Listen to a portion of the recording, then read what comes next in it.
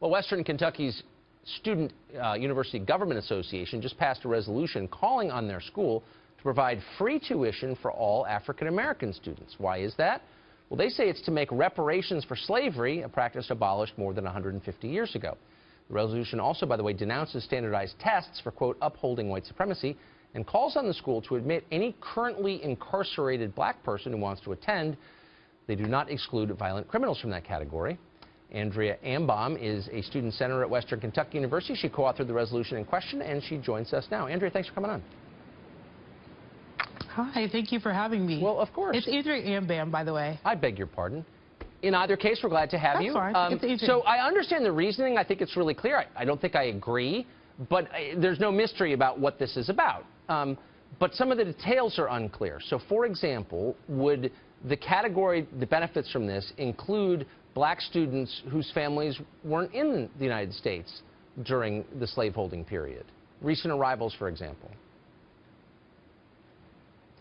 I actually can't hear you very clearly. Let me try turning up the volume. If you would. So let me just restate my question. Of course. The question is, would this apply to students whose families weren't here when slavery existed in the United States? So a lot of recent immigrants from Africa, the Caribbean, would they benefit from this?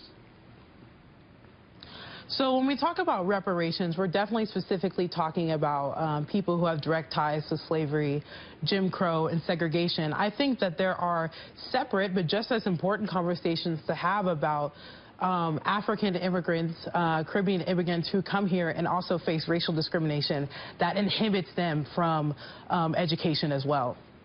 Huh. So even people whose families didn't suffer under state-sponsored discrimination or under slavery would be entitled to that. Those groups tend to do, as I'm sure you know from looking at the numbers, pretty well. In a lot of cases, out-earn native-born Americans. Why would they be entitled to this also, or to any special consideration? So you're using the word entitled, and I don't know if that's the right word. When we talk about African immigrants who come here and face racial discrimination, I can actually speak on this very uniquely because I am the daughter of immigrants who came here. There is unique discrimination that faces African immigrants that many people don't talk about. Well, I feel like as this proposal specifically focuses on black Americans who have dealt with the effects of slavery and the inability to pass on wealth, which is really the big point that makes these groups disenfranchised and unable to get to college as readily as some groups are. Okay. But what if those, well, you're really arguing two different things, but so let's stick to the primary one. How could you prove that your family was affected by Jim Crow or slavery? Would you have to show that your ancestors were, a certain percentage of them were African American? I mean, what would be the standard for this?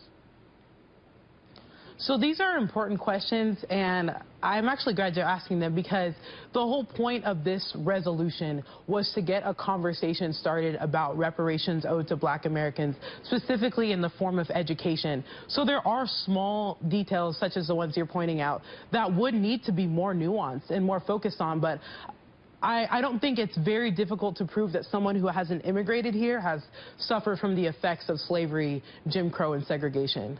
I'm not sure they're small details, though, and they kind of get to the heart of what I think may be the problem with this, or one of the problems with it, and that is you might have a body like your university or the U.S. government or a state government doing blood tests on people to decide who's in what racial category and then giving people benefits on the basis of that. And that used to be considered really creepy, you know, because it evoked earlier and uglier times when government would decide what category you were in based on your blood and help some people and hurt others. Does that give you any pause at all? I think saying that it hurts others, I don't know what exactly you mean by that. So the whole point of the resolution is that college should be accessible to everyone. Right. And right now there are historical obstacles in place that uniquely affect black Americans that make college so that it's not accessible.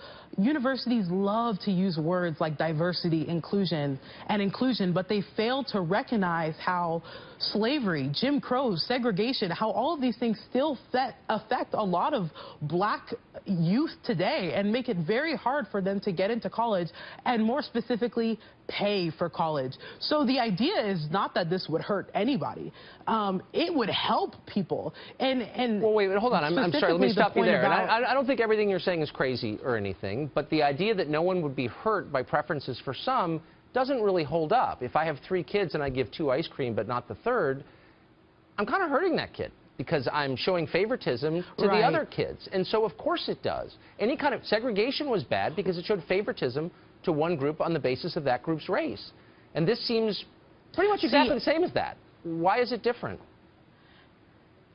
And the word you use, favoritism, that's really important.